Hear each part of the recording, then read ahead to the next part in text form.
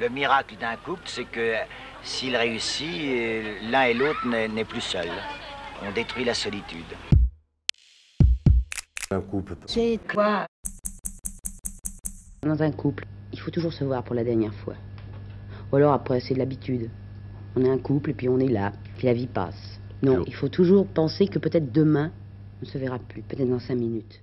La situation de couple, c'est autre chose, hein. Il y a la passion, l'état amoureux, fusionnel, exigeant, sexualité outrancière, merveille. Puis après, vitesse de croisière. Quelque chose de solide, de profond, longue entente affective profonde. C'est un fait que nous nous sommes rencontrés. Nous ne nous sommes pas séparés pendant, ça va bientôt faire 40 ans.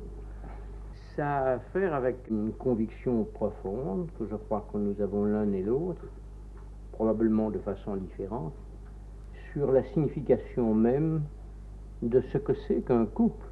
Tu es jalouse comme une tigresse, parce que jusqu'à présent, je te colle au cul, ma vieille. Moi, je vais auditionner des nanas super, et toi, tu vas dire, bon, ma coucou, qu'est-ce que c'est? Mais mon coco, peut-être je vais pas être là. Oh, mais ça va pour toi, hein? Et moi, je me tire quelque part d'autre.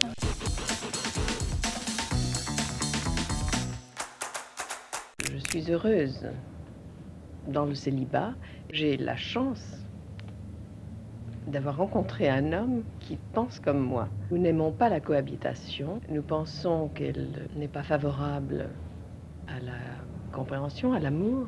Il faut essayer de ne pas faire subir sa mauvaise humeur à la personne qu'on aime. Ce qu'on appelle un couple, peu importe que ce soit marié, pas marié, que ça fasse famille, qu'il y ait des enfants ou pas. Mais finalement, c'est une longue conversation entre deux personnes. C'est-à-dire le temps est compris dans une possibilité de réciprocité dans le langage. Ça ne veut pas dire qu'on soit d'accord. Mais le fait de parler la même langue, ça c'est très fort. Nous sommes des gens un peu organisés, si vous voulez, et chacun a sa partie, ce qui est une façon de ne pas marcher sur les plates-bandes de l'autre. Ma femme s'occupe de toutes les questions, des achats relatifs à l'intérieur, etc. Moi, je m'occupe des décisions plus importantes à prendre. Au point de vue de l'éducation des enfants, par exemple, c'est certainement moi qui prendrai les décisions. Ça, on verra. Pour moi, l'unité dans la vie, c'est le couple. C'est l'idéal. On le fout en l'air, naturellement. Liberté, s'affranchir, tout le monde avec tout le monde, etc., etc. Toutes les générations ont connu ces petites frimes. Et finalement, la vérité, c'est que l'unité reste un couple. Tant qu'il n'y a pas de couple, il n'y a rien. Le désir s'éteint quand le lien se renforce.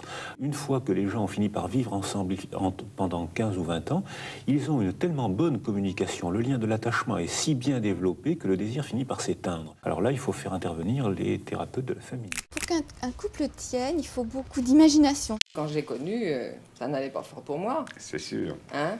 D'abord, ça m'a permis de vivre. Et puis c'est un garçon charmant. J'ai fait une bonne affaire.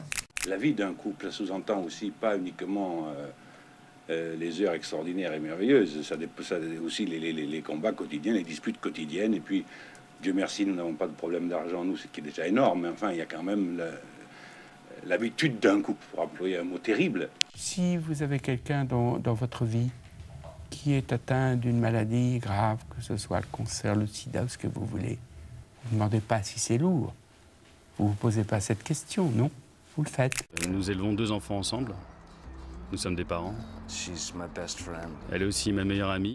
À la maison, on parle rarement de notre métier. On n'arrête pas de rigoler quand on est tous les deux.